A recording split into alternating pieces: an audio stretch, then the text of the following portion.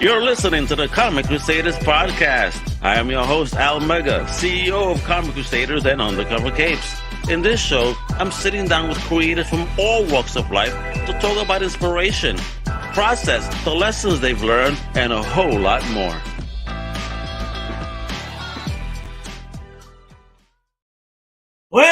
Hola, mi gente, it's your boy Al Mega. Welcome to a brand new Comic Crusaders podcast. Right, and we keeping on that Spawn theme for Spawn You everywhere. We got an amazing creative duo on deck.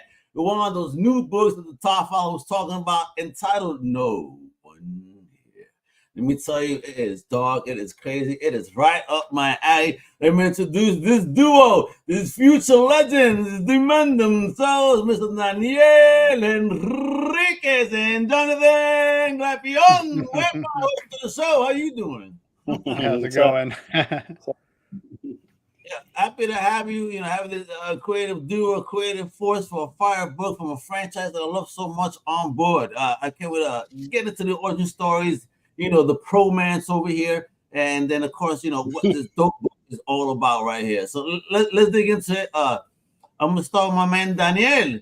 Let us know where you originally from, and the most important question ever: what was the first thing in fandom that you ever fell in love with? I'm from Portugal, and I still reside in Portugal. I only go there usually for cons and stuff like that. And for as cliche as this sounds, because I think there's a lot of pros who have this, my love for fandom, as like far back as I can remember, it's actually two properties, very different properties, but that meshed to give this love to me, which is Dragon Ball Z, and Spawn. Those were initially Dragon Ball introduced me into wanting to be an artist, and then Spawn introduced me into wanting to be a comic book artist. Hey, so wait. So before I move to John, there, how easy was it for you to have access to Spawn, or how did you find Spawn? Was it through the HBO show or comic books? It was extremely hard. There's not a lot of comic books here. It exists, of course, and there were certain series, but at the time I was a kid, I have a really, really good friend called Jason, and he's from Canada. And one of the, I forgot if we were like in 5th grade or something, and he went back, and when he came, he brought Spawn 53, which was my first introduction ever to Spawn. When I saw that Greg Capullo art, like that insanity of it all, I was immediately hooked. That's like, this is exactly what I want to do. Love it. Greg Capullo blocked me just because I said that I still prefer art. You know, Todd. You know, art. This is fun. He blocked me over that. It's so stupid. Really, this is my opinion. I can get over it. All right. He's still a great artist. I'm not saying shit. He's awesome, of course, yo. Anyway, Jonathan, I need to know where you originally from and your first love. So I've kind of been all over the place. I was born in Chicago, and I grew up in Phoenix, Arizona. Right. So I just want to see New York pizzas. What's that? As a physician from Chicago, I just want to say that New York pizza is still better. I'm saying. This is true. Chicago doesn't make pizza; they make pies. But what was I saying? So I grew up in Phoenix, Arizona, and I'm out here in Nashville, Tennessee right now. What made you go to Nashville, of all places? We'll get into that some other time. Because I couldn't make it to New York. I don't know. So I fell in love with, probably there was two. I remember, I didn't care what the book was. I just latched on to artists, so like Jim Lee and Todd McFarlane. So Todd would have been like my gateway drug that really got me hooked and reeled in. So it was like the Spider-Man stuff, and obviously Spawn. So yeah, those were my two. Growing up the way you did, then like you said, you're all around. Did you find a culture, or was this comic book shit thing as your getaway? Like, what were you doing? It was my getaway in a sense. Like I could escape into comics, even because I ended up living in a very rural area for quite a while, and I really kind of hid into comics as my distraction and to kind of go through all of that isolation per se. And again, my love for comics started with Spawn 53, which is a weird number, but when I started collecting was the only stuff I could get my hands on, which was the stuff that was being translated here, which was like some X-Men from the Joe Mack era, from Carlos Pacheco era. So it was a lot of that. Every now and then there would be some Batmans. I would literally buy whatever I could. I did get eventually the 2 first trades from Todd in Portuguese, and nice. completely hooked with Spawn. But other than that, like I said, it was literally everything I could get my hands on. But it was all very mishmash stuff that I could find, because it's not a very big comic book scene here in Portugal. It got better, but at the time it was hard to find. I mean, and what era we're talking about here, Daniel? I'm in the outskirts of Lisbon. But it's not really. Making me scared. This is like Mad Max territory, bro. You driving in one of those crazy vehicles with guns all yeah, bro. He's a Portuguese hillbilly. He lives in the hills. I would like to. I don't, but I would actually like to. I live by the ocean, very relaxed. I do go to the mountains and to the ocean, and that's my life. And then I come home and I going on a goat to the comic book shop. You know what I mean? Like right on the Well, but actually, then I did make my way. I didn't went by goat, but almost to a comic book shop. It's called Kingpin Books here in Portugal. And I've been going there for over 20 years. The store has been growing. It's an amazing store, and I'm good friends with the owner. Up to this day, I still have Spawn in my pull list every month, and it's one of those things that I said that book was so important for. Yeah, me and Jonathan are very different in this. Spawn is the book that I'm going to have in my pull list forever, just for the impact that it had on my life. Agreed. How about you, John? Wait a minute. Talk about first, were you a lone wolf in your geek culture growing up, and how did you even, if not, what was that story there with popping? Is that for Daniel? No, for you. Was I a lone wolf? No, I was introduced to comics by a friend of mine. He was into them first, and I think I was just too busy out playing sports, riding dirt bikes, or whatever, and drawing. I didn't have anything against comics or one way or the other. He was cool at the time. He was big poppy on that, baby. Well, I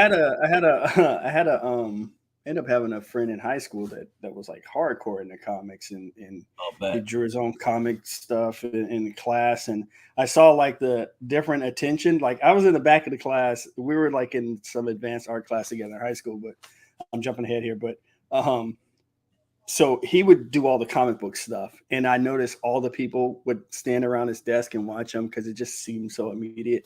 And I'm in the back of the class doing not Alex Ross, with Bob Ross paintings, painting happy clouds and shit like that, because I thought I wanted to be like an illustrator or a fine artist. I didn't, so, gotcha. But anyway.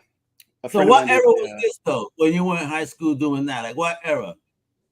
Oh shit, in the 90s. All right, so see, comic book artists at that time. Yeah, you fucking had Rob Liefeld or whatever, doing Calvin Klein underwear for a commercial. Right. Rock stars at the time, bro.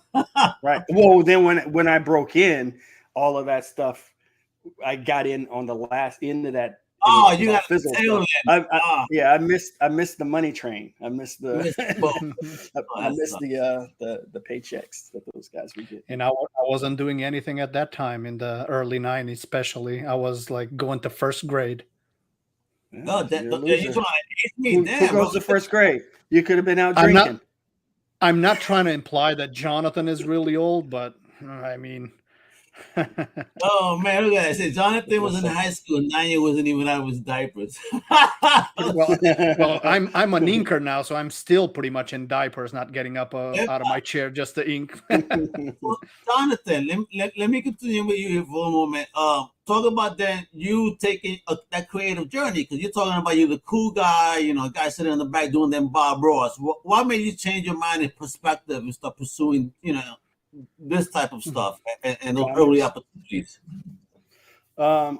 So I to make a long story short, I ended up kind of wandering around. I got a little bit of a taste of some freelance illustration work when I was fresh out of high school, and that felt pretty cool.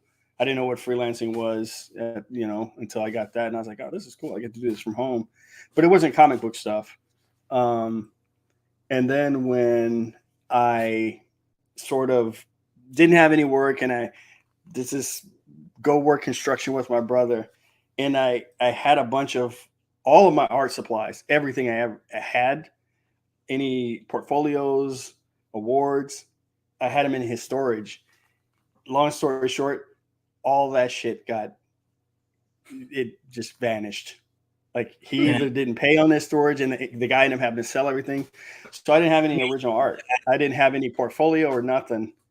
And I saw, you're old enough to probably remember Entertainment Tonight, E.T., the show. Do you ever remember how they did the segments of how they do that, how they make certain things? Well, they did one on Spawn, how Todd makes Spawn, the comic book. Yeah. So I saw that episode, and it kind of made me realize, oh shit, these guys are kind of all over the place, but they're still working on this one project together. So I felt, let me see how I can go about getting into comics. I'd never been to a convention before, never been to a signing or anything related to comics. I'd never done any of that. Wow. No. And I went to after I saw that episode, and it kind of sparked my interest, and I saw a flyer for a local comic book signing when I was living in Phoenix. And it was some of the guys that worked on the Spawn books. It was Chance Wolfe, the art director, Britt Ash, and a colorist. There was no penciler. I wanted to maybe talk to a penciler, but there was no penciler. And I figured, well, the closest thing to the penciler would be the inker. So let me ask him questions. I didn't have a portfolio. Remember, I lost everything. So there was no portfolio review or anything like that. And I was in the long line with a bunch of guys with portfolios. And I only had like one question. And I literally just, when I got up to the line, I asked him, what type of nib does he use to ink with? And he told me, and I walked off. And I just happened to stay after the signing. He came up to me and we just started talking art. Chance came up to me and we just started talking art.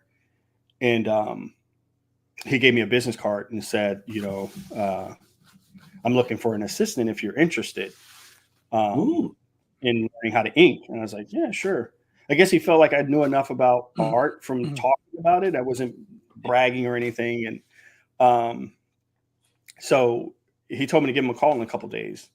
So I give him a call, and the business card was a card that was like for a magician, like magic. So I thought he was bullshitting. Like when he gave me the card, I was like, this fucking guy. So I don't know if I can cuss on this or sorry. Absolutely. You already did. Okay. You already did. Okay. Yeah. Already. All right. So I take the card and I'm like, this guy, man. And so I just called it. 2 days later. And he's like, hey, so where do you live? He explains to me what he needed. And he's like, so where do you live? And I was like, I live this apartment complex. And I said the name. And he's like, are you kidding? I was like, why? What's up? He's like, I lived at that same complex. Oh, shit. And I was like, what? So it turns out he lived a building around the corner from me. Oh, stop so lying. I could have walked. Yeah. And then Todd lived a 5-minute drive away from us. Oh, and then shit. The offices were in TMP. They were like 10-minute drive away. I was in the middle of all of the people that worked for Todd and had no idea. You were in the epicenter, John. What the fuck, bro? I was. Yep. So I just got in where I could get in. I guess that's kind of how you do it. Like I just took whatever I could get. What's that? What about you? What about you, Daniel? Talk about those steps that you took, and getting professional. I mean, what was your journey like out of Portugal as well? I mean. Yeah, for me, it was really different. I really had to own my craft. I wasn't lucky enough to just live by some guys who could give me work, like Jonathan. So I had to really, work hard. No, I'm kidding. But it is different in the sense of I live the fandom. Like Jonathan was more about the art per se. I enjoyed the art, is what I want to do is art, but he was always connected to the fandom. So actually, funny thing, do you remember a photo that you posted, you showed yesterday of just two dudes at a con, and you and Todd were like, who are these guys? Yeah. That was me and Liam Sharp like 20 what? years ago. Read the previous episode, folks, so you can see that photo. Yep, because they showed, because this year we were all at New York at the panel showing all of the books, and it was and Thomas Healy, the editor, he all like brought us all together, and he added that photo there because it was me and Liam when I was just a fan going to shows. And I met him. He was amazing. I got a drawing from Spawn the Dark Ages. And then like 20 years later, I'm at the same stage with him. And we took another photo where we were both introducing our book from Todd McFarlane. Did you do the same pose? Did you we 100% did the same pose, except this time, instead of me holding my own sketch that he gave me, I'm holding one of the new Spawn the Dark Ages pages. Fire. And you were 150 pounds heavier. Yeah, I was about to say, yes, I'm a lot fatter. So I've been growing in all areas. But that for me, it was that. I was trying to get better. I was copying a lot, not just from comics, but from anime and manga a lot. That was always very big in my life as well. And just going to very small shows here, because there wasn't even like very big places to go. So quite honestly, I wasn't trying to break into the industry because I didn't know how to break into the industry. I was trying to get better. Eventually the internet started, getting around, got on Facebook and everything. And one day I got a text from Danny Mickey, the inker on Spawn for a very long time. And that's what started it all for me. I did a few tests for him. Did you believe it when you got it? Nope, not at all. Nope. Nope. Everybody's get out of here. Yep. I read it. I read it quite a few times to make sure it was true or not. But then I ended up replying. Like I said, we talked, and I ended up doing stuff for him for Crime Lab at Marvel, which this all leads me to Jonathan, because from Danny, I got introduced to Jonathan. And because again, most people don't know. Wait, Danielle is jumping ahead, bro. The story, folks, this is it. The story of the romance. And then Jonathan, you're gonna have to tell me whether or not Danielle is telling me the truth. All right, so Danielle, go ahead. What is your version of romance? Well, because again, at the time, and I was doing some stuff for Danny, we were all like on this Facebook group, which like exchange text and all of that. Then we started getting on the phone while working, not live streams, like just chat rooms and all that kind of stuff. And we started talking, and I wasn't really, like I said, even really sure I could break into the industry like this. And the work with Danny dried out, and I even kept my day job, just doing my day job. But I kept in contact with Jonathan, and I kept trying to get better. Jonathan was helping me all, distance, like with tips of how to improve and everything. And very honestly, I would have not given the leap into full-time pro inking if Jonathan hadn't really given me that push, to be honest, because I already was working for quite a few years. So, I had a wife, I have an apartment, it was hard to give that leap. Jonathan encouraged me and helped me a lot. He doesn't know, but I was only putting up with him in the hopes that he would introduce me to Todd one day. It was all like a long con. But the problem with this was, after all of these years, it just kept going, and I couldn't just stop talking to him. So we still keep doing it up to today. But that was it. Like, Jonathan encouraged me. He helped me in my craft get better as far as inking goes. And we devised like a plan of how to introduce me to editors and all of that, which was like for me to keep working, and I was helping Jonathan on some stuff. And then meet up one day at New York Comic Con so he could go and introduce me to the DC offices of to meet the editors. And we did that the last year that DC was in New York, right before they left, which was really, really cool. And I got work at DC from there on. Do you remember, Jonathan, if that year you introduced me to Todd or if it was just the next year? I don't remember, but I think it was either the next year, maybe. Jonathan, yeah, it was his version of the story. You know, But were you helping him? You know, did you want to take him off a goat from going to the comic book store and getting a car? What was it? No, I mean he yeah, it's accurate what he says. I think like for me, the only reason I even bothered really, because I didn't have any interest in like having an assistant or anything like that. And I have plenty of people where, you know, I wouldn't say plenty. I've had some people try to help me and they just don't listen. They either know it themselves and they don't listen, and I don't have time for that. So we don't got bullshit. We're city guys. We don't got time for shit. I hear you, bro. Right. So like for Daniel, I think for me, what I saw was he was as stupid as I was when I was coming up. When I was starting assisting with Chance, he was just as stupid because he would stay up for 24 hours and barely ever sleep, fall asleep on Google Hangout and all this other stuff. So I figured, like, you know, you only really have to see some potential.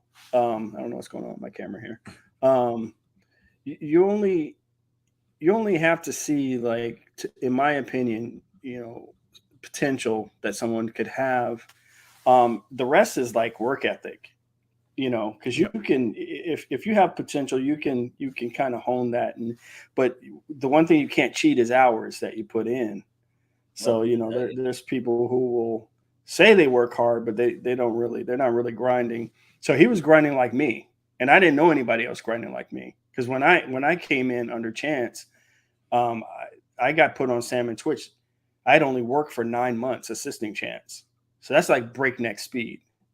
And that's not, I'm not trying to brag, but that's pretty fast to be put on a book like that over an experienced penciler. And that only came because I was able to work. I would work for 24 hours. I would work for 48 hours straight and I go to sleep. And I would do that a lot, a lot more than is healthy. And Daniel was doing the same thing. So I was like, I don't mind helping him. He's like grinding, putting in the work. But he was good enough where I didn't want to have him necessarily do what I did for Chance, which was I started like just spotting blacks, which filling in the black areas. And then I would move up to inking little things on the ground, little stuff like that until I built up a trust with him, because the difference in when I was assisting versus Daniel assisting me or working with me was I'm working over original pencils. So there's a bigger trust issue going on there, where this is then Chance's job that they don't know about me on the side, and I'm helping. So if I screw up, Chance screwed up. I didn't screw up. Chance taking a chance on you. Right. So with Daniel, I did the same thing. I don't think I ever, like, you did whole pages. Right? Yeah. I was doing all backgrounds, maybe sometimes. I was doing both. Yeah. So I was like, just dive in. And, you know, I remember he was like fumes, working on fumes, and you were nervous about, you know, could you keep up in that and working? And I was like, you're gonna have to take the leap, because he got good enough. But it was a thing where it's never going to feel safe. It's always going to feel risky. And it's like, I'm gonna try and tell you what to do, but you can't make extra time in your day. Yep. Because I was still like at my day job where I worked like 12 hours a day, and then I would come home to ink another 12 hours, and that leaves no room for eat or sleep. And it literally got to a point I could not even get in my car. I would fall asleep before I almost started the car. Oh, So, damn. And I will Yeah. I will say this, and this is the old school me of, you know, he wasn't getting any credit in the books when he was working with me. He didn't get any credit, and I believe I said you wouldn't get credit, Oh. and it Yep. Yeah. and I told him, I said, you know, this is the marathon, right? So don't worry about credit. I just don't want you to be able to be scrutinized by the editor and then somehow you get pushed out of the work. So as long as they think it's just me, and if anything looks squirrely, then I take the hit for it. Like they're not going to judge you. So we'll do as many pages as we can do to get you up to where you need to be, where then we take you to the editors and you go, hey, remember these 10 pages that you loved and ranted and raved over in this email that I have? Yeah, those are all Daniel's pages, by the way. And to me, that's kind of how you should do it. And I see a lot of people nowadays, it's kind of hard because I see a lot of people just like, they addicted to that like button and they want to, you know, It's all of the attention online. All the attention. So he did all the grinding and painful stuff behind the scenes.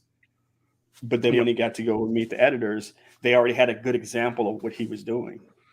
He just lied about it. I have to right. I was about to say, because even before I continue this, because you were mentioning before how we would get on streams and everything, and John was saying that we're working ourselves until we can't take. This is literally, imagine, because up until today, me and Jonathan still speak on the phone every single day. We're working and on the phone text each other. You talk on the phone. We're on the phone for 3, 4. Right. But here's the thing. This is me and Jonathan at that time when I was just assisting him and like doing these pages. We would be working, and when things get really crazy again, doing all-nighters and everything. So we're on camera like this. And this is Jonathan. Oh man, I'm reaching the end. I need to take a power nap. I was like, okay, you can take a power nap. So Jonathan, we're still on camera. Jonathan would do this. Wake me, talk to me in 30 minutes. And then 30 minutes later, I was like, Jonathan, it's time. And he would wake up and we keep doing it. I would be that asshole. Say, Jonathan, make sure you have your speaker the loudest you can, because I'm going to scream to wake you up. I'll be your alarm. So guys, how we did it. I have these guys on because they have a fire book that's going to be dropping called No One Here. And guess what? We have a little teaser trailer. I got a PowerPoint. We're going to start digging into this whole vast universe that's part of the Spawn universe that these guys are working on. Check it out. Whereby.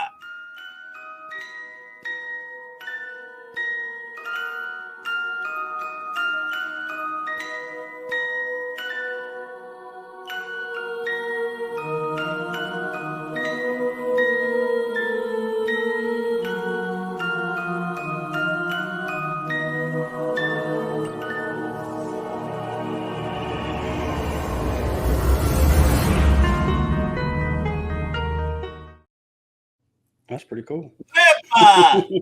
You guys are working with the Todd Fowler himself on, because I've spoken to other creators and they say how you got to make sure that Todd reviews it because it's got to tie in properly within the Spawn mythos and universe that they're working on.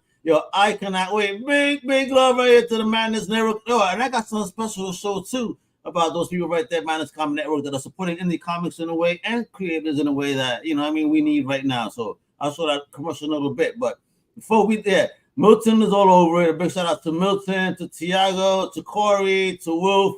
There we go. Wolf. What would that stand for? If there's MILF, DILF. What does Wolf stand for? Just messing with you, Mr. C-word, Mr. Whatever. I'm sorry. There we go. Just playing. All right, so talk to me. I'm gonna bring up the whole PowerPoint right here that we got, right? And for some odd reason want to take us off. There we go. Let me know what's popping. Talk to me the story here of No Home Here. Who is Shirley? What is going on in this cover? I mean, Wilf for Wilfred. There he goes. Wilfredo. Well, I mean, this was something interesting per se, because again, we've been all like for 30 minutes just talking about how we get to be inkers, but we're actually here talking as creators, as Jonathan is doing the full art for the book, pencils, inks, and colors. I'm writing, and we're doing like stuff together. We come up with everything together. So that was another transition that come about talking to Thomas. Thomas has been Thomas Healy has been our biggest supporter. And me and Jonathan, just amongst ourselves, when, like I said, we're just always on the phone, and we've always wanted to create. I always wanted to write. Jonathan always wanted to really jump into that full artistic, skills other than just inking. And we've been coming up with stuff. Kind of. Well, you were. Well, Jonathan was wanting to get to it, not as fast as this, maybe, but we blame Todd. Yeah, and look, wait a minute, just for a moment. Look what Tiago says. That's a beautiful thing. He says, "Man, I wish this kind of mentorship and partnership you guys were talking about was more accessible nowadays, because it is what you guys are talking about. It's not something you hear too often. The other thing, mentoring, Danielle like that, a salute, and a hats off." Yeah. To that, doing that, it's really a wonderful thing. I know that it provides you with such a wonderful energy, I'm sure, to be able to see your partner grow the way he has. I mean, from Inca to now writing, and you guys have this awesome partnership within this book. I mean, it's amazing. Just for context, just with the mentorship and everything, because again, Jonathan was saying, I think he started in 1933. He was saying that's his first gig. But no, what's going on? Yeah, no, but this is all like, for example.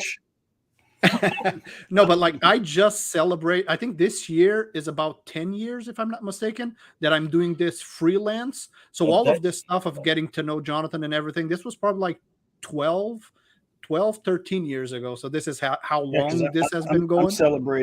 I'm celebrating 25 years. So you're celebrating a quarter century, and Daniel is doing a decade. Since you guys want to make me feel old, let me use that type of verbiage to make you feel old too. But again, and just to continue, like I said, we had these ideas. We came up with a lot of stuff, because this is just one of many ideas that we already had together and have up our sleeves. And we were just having dinner with Thomas Healy and his. It was with Thomas Healy's wife too, and your wife, right, and Tara. We were all there, and we just started talking about ideas and everything. And like I said, I'm a fan, so I know everything Spawn related. I know it really, really well. So there's a lot of stuff that I always wondered. And we started talking, and we started coming up with these ideas and telling Thomas about these ideas that he really enjoyed and he wanted to know more. So we put a pitch together, and here we are. And we had no idea how to put a pitch together, by the way. No freaking clue. Talk to me about that. What's that journey like? Because again, working in the back end, now you guys got your story. All right, so you're putting this pitch. What were the resources? What were the learning curves? What was the hardest part of putting that pitch together? Either one. For me, was not sounding too amateurish to a certain degree and trying to keep it concise, because I'm always wanting to go more and more, because like even just as far as this idea goes, and I've heard other creators talk about their pitches, and now I know, because most of the times they're like, oh, here's 2 issues, 3 issues, 4 issues, this is what I have in mind. We pitched 12 issues to begin with right away. Like, it's the full-blown story, step by step, of what happens until issue 12, and we already have it until issue whatever and whatever. So we were pretty advanced in that field right away, which we didn't know. And Jonathan was the one like coming up with all of like the amazing like designs and everything that Todd loved right away too, and really thrust all of this forward. So I don't know how it was for you, Jonathan, coming up with all of those designs. I mean, I know from talking to you, but I think. Well, I think the design part was probably the more relaxing of it so far, because there was no, like, it didn't feel like there was any right or wrong. It's just kind of like what our sensibilities were, that the things that we like. So coming up with the designs, I didn't feel like it was like anything too crazy. It was fun. There's still, crazy? Yeah, this guy, look at this page right here. It's saying, look how gorgeous this damn page is. This shit is wow, bro. What? I will point something out for that page already without giving spoilers, because people are always like, because that was an exclusive for San Diego Comic-Con when we did the reveal last year, and people are like, oh, those characters are really cool, and there's some kind of city in the back. But if you look down a little bit, and I can't go any further into this, but that's not just a city. You see two eyes in the middle of those trees.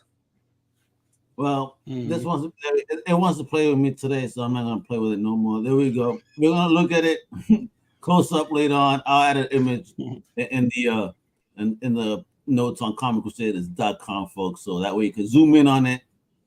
I already see it though. Yep. Mira este. Now you made me see it, bro. Yep. I dig it. All right. This is a pretty wild book. I can't wait. Yeah. I mean, it's gorgeous. I mean, and look, again, I'm a big fan of panels, and this looks so, because again, one of the big kicks that, from what I understood, is going to be a lot of 90s vibe retro. I mean, you bringing it here with this panel usage. Jonathan, talk about this. What's going on? Daniel, what's popping? I mean, gorgeous pages. I love the ones that took the least amount of time to do. Yep. Hey, Daniel, is there some cheap panels you can, just all black? We absolutely talked about that kind of stuff. But before we keep going, go, Jonathan. Go. Okay, so it's kind of funny because this whole thing kind of started as a little bit of a joke. We're on the phone, and I was like, we were talking about doing books or something like that, and I was like, is there a way we could do a book where I don't have to draw any cars or buildings? And Daniel was like, oh yeah, you could totally do a book like that. But I can't say anything else. Before you keep going, let's not do New York Comic-Con all over again. Yeah, we were doing an interview. I can see you got nervous. I see the sweat. So then, here's what happens. I did that. We did like a little. Yep. But that's all I'm saying. That's all I'm saying. I'm not saying you won't see these things. I'm just saying I didn't want to draw that shit. So no, it's what funny the how concept come about. Yeah, 100. The concept 100%. First, because like I said, we created a lot of stories, and all of those stories at their core had Jonathan saying, "I don't want to draw X thing. I don't want to draw this, or I don't want to draw that." And I would come up with a story around what he didn't want to draw. So that's how it all started. In the darkness, there are some shadows. So as you go through the whole book, I hope you guys don't mind that. Then all the pages are black. Just use your imagination. No. Hey, you know what? That would be a gimmick that would probably fly off the shelves. You guys should try it, for real. Let's see what's up. But the cool thing about this is, like I said, I know everything about Spawn there is to know, and there's certain stuff that I always would love to expand on. So with that little presentation in the beginning and everything, the main character, and you'll have a page there that's this little girl with like it's after that, if I'm not mistaken. We'll get to it in a moment, but it's look at this. Wait a minute. Let me get there. Then we talk about this page. Right well, there, right? yes, because this is Shirley Johnson, which is, if you go back to Todd's page, that's the same little girl that died in issue 5. It's Billy Kincaid's last victim. Oh, I love what you guys are effing doing, going so far. Now that makes you want to buy 5 copies, doesn't it? The speculators out there are about to go batshit crazy. Holy shit. You heard it here on Comic Crew, folks. This one panel right there led to this madness. Yep. She does look. Tell me that's not a. Tell me you don't want to collect that as a toy. Come on.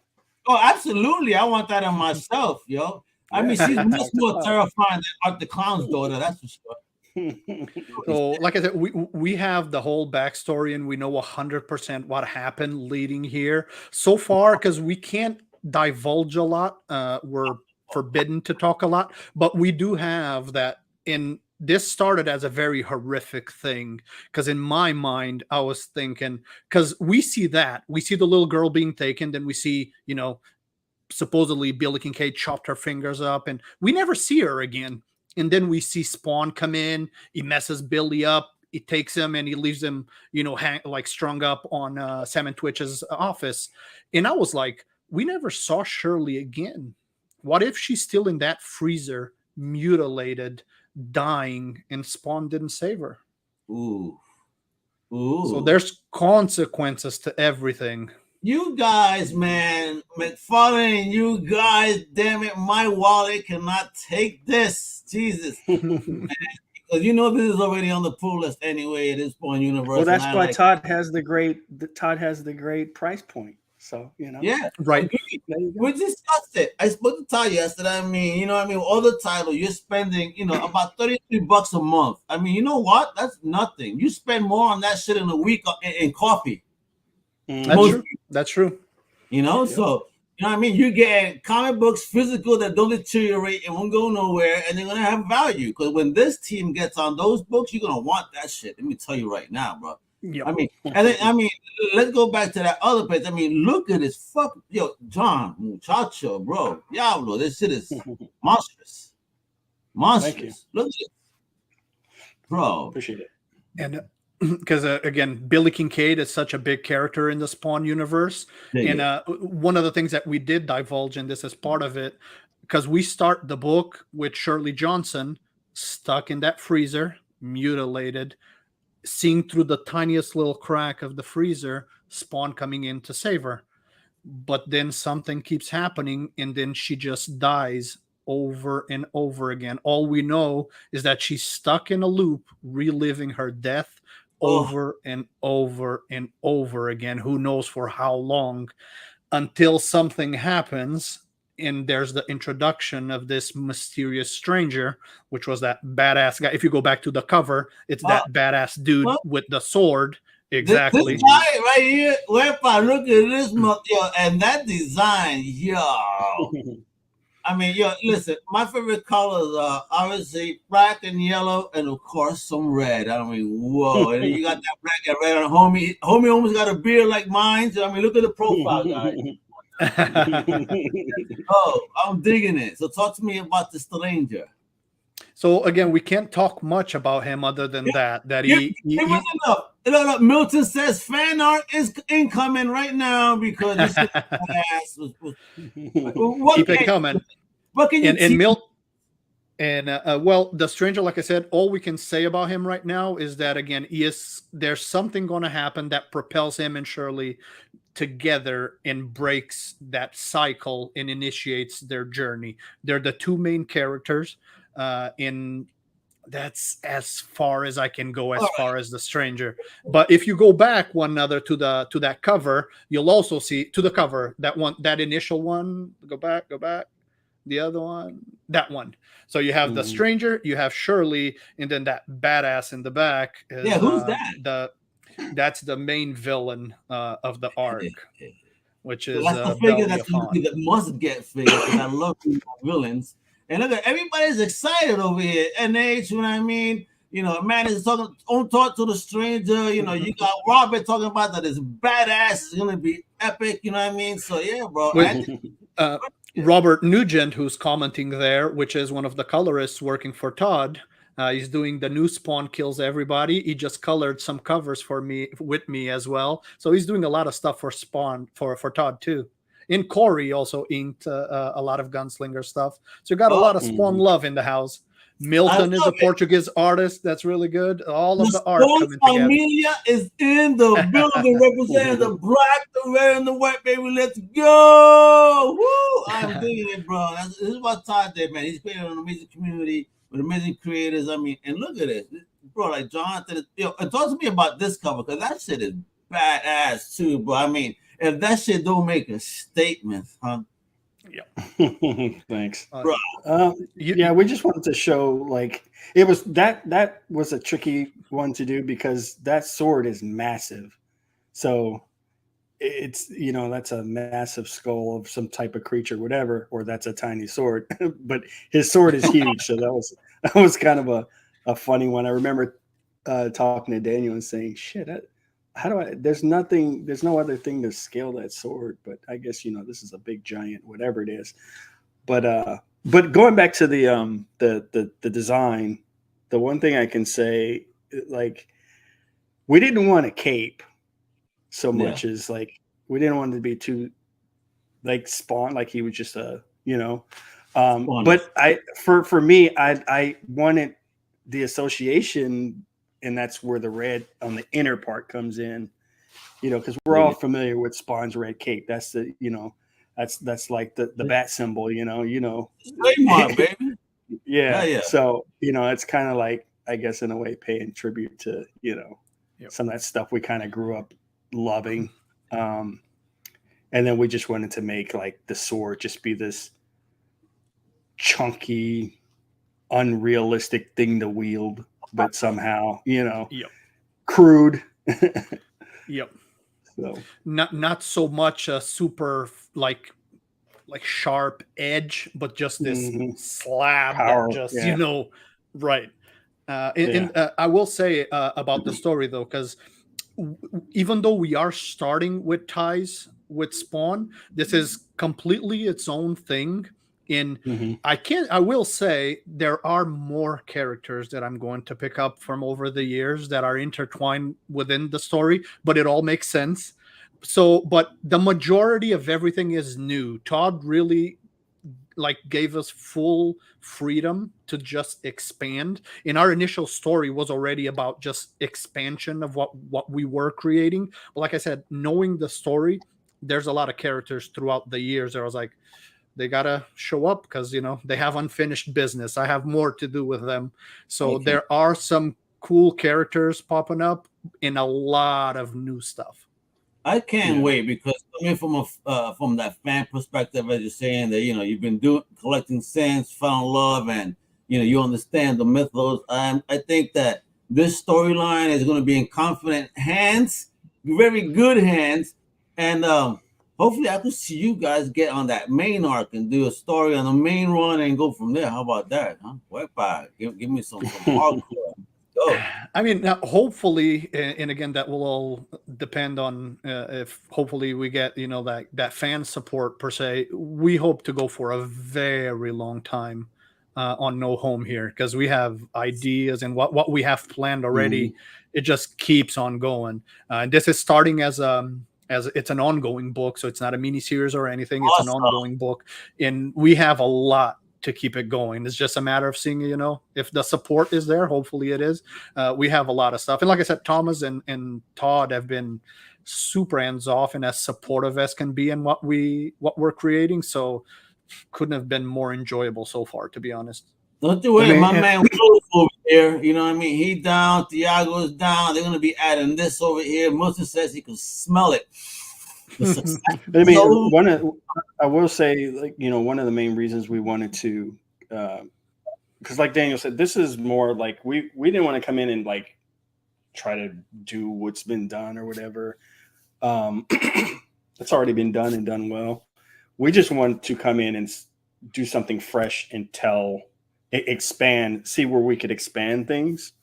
And I think, aside from the few characters tied in to the Spawn universe, this is something fresh and new that, we could have sat around and go like, what do we want to do with this create our own thing? Do we want to kickstart it or whatever?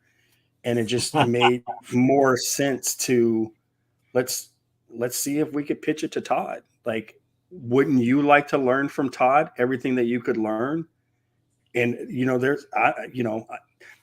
let's be honest, we're at our infancy stage of this, what we're doing. We're babies again. We started out inking and learning and getting better. And then this is another transition to where we have some previous experience just from being in the industry, but this is a whole new journey for us. So, you guys collecting get to be a part of raising us in a way.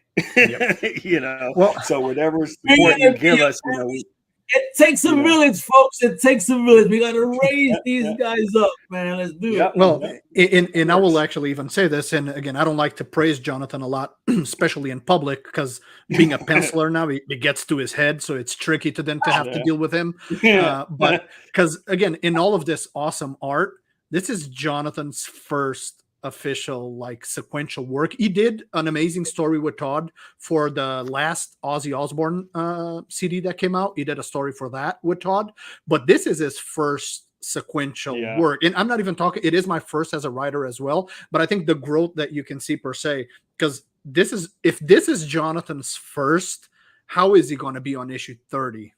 You know, so again, this is what I've been building to since I've met him 12 years ago. I didn't care about inking. I was like, I'm going to, get along with him and tag along because he's going to keep growing. Excellent. Excellent. So as Corey has mentioned, we guys love our self-porn. We want to put this in our boxes, on our shelves, on our walls. Do you guys have an idea of each day of the drop? What's popping?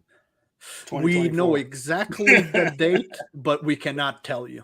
It is because Todd and all of they have their schedule already. They have they're releasing everything in a certain order. So far, they've only announced Sam and Twitch Case Files, and they announced Rat City, which is an awesome book as well. And they'll keep releasing the dates.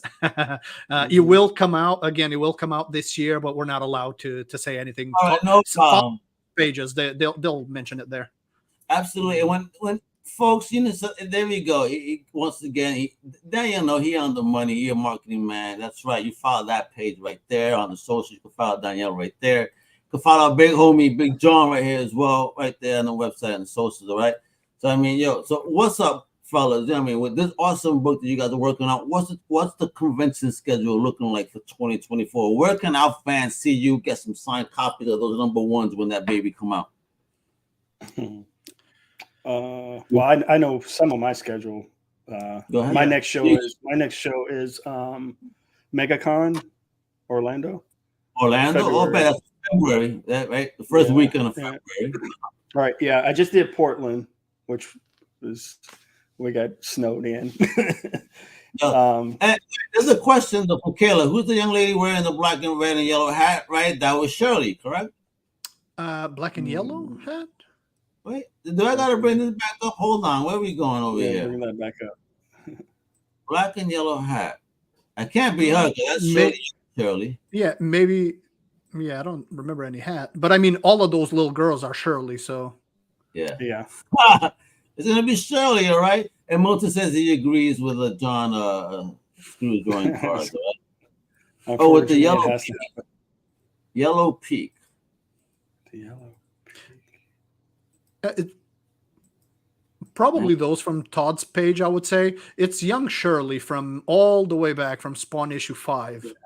It's just Todd's interpretation, and then the other one, it's her new look interpreted by Jonathan. Basically, Kayla, that's the book you're gonna have to buy because that's gonna be on the market like right now, and it's gonna be the hottest book on the because these guys just did it. Danielle going into history with John, you guys. Anyway, Jonathan, I'm sorry to interrupt. Go ahead, because the fans are just asking questions. Well, they love you guys. They're excited.